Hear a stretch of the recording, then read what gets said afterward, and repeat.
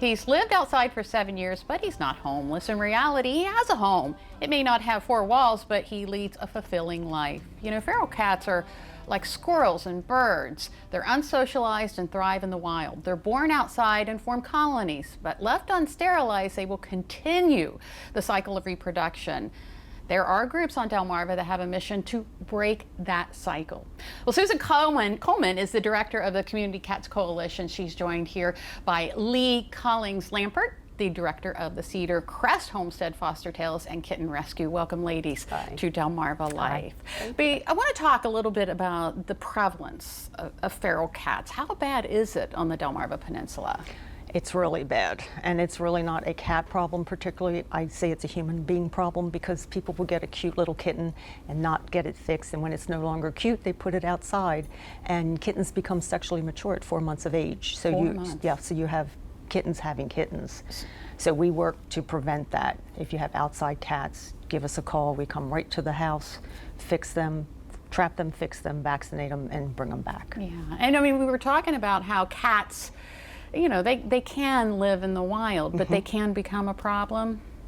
To some people, they get in their yard and... Not everybody wants it. Yes. Yeah. Okay, so let's talk about how your group, you said you fix them. Can you talk a little bit about that, about the breaking that reproduction cycle? Sure. Well, people will call when somebody will drop a cat off, and there's a lot of farms down here, so people think it's okay to just dump cats on farms, and the farmers don't want them, you know, so they'll call us.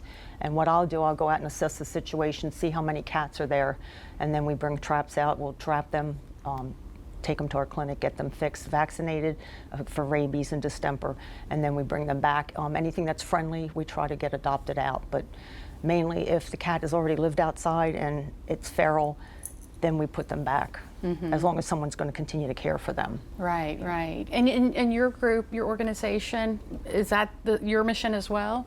Yes, we primarily work with kittens who have been abandoned or neglected. They're sick, they're injured.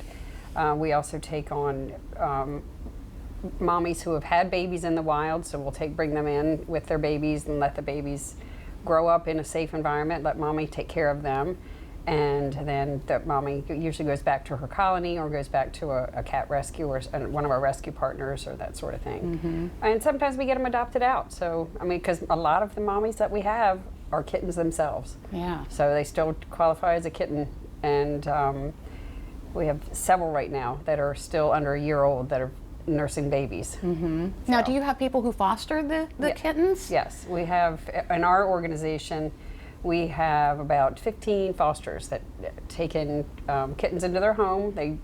We raise them as if they're our own animals. After they go through a quarantine period of a couple weeks after they come in, just so we can make sure they're all vaccinated and healthy and doing well before we let them out and about in our homes. And it helps them to be a better cat when they're adopted, because they're already used to the sounds of vacuums and blenders and dogs and the things that scare kittens when they go into homes sometimes, if the cat or the kitten has been raised in a shelter environment. So what should someone do if they suspect they have feral cats, or you know, they have cats roaming around, they know that they don't belong to any? What should they do? Don't call animal control. Give us a call. We work with animal control, we work with the humane societies, and we work with other rescue groups. But give us a call so that we can come out and get them fixed and vaccinated so they stop reproducing. And then that's why I joined with Lee, because we a lot of times come across moms with kittens, and we're not set up that way. She's set up that way to take care of these babies, and it's a lot of work. It's round the clock. I mean, she works full-time job, and then she takes care of all the babies, and it's getting up every 3 hours, feeding them, bottle feeding them, and caring for them. And then she opened the Kitten Cafe in Salisbury, where you can come in on the weekends and see the babies. Yeah, that's neat. Okay, and if somebody wants to perhaps foster or adopt a cat, they contact you? Yes, we're open Saturdays and Sundays 11 to 4. It's on K Avenue in Salisbury, and come in. All of our kittens that are available for adoption, and our young mommies, who are also most of them kittens, are available for people to meet, and you know, they meet them, then apply to adopt them. We do have a very strict adoption policy. So you know, then they just adopt their kitty and take them home. Okay. All right. Well, we will have all your information on our website, and hopefully you'll hear from some folks who want to help out. Susan and Lee, thank you so much for Thank you for coming having us. today.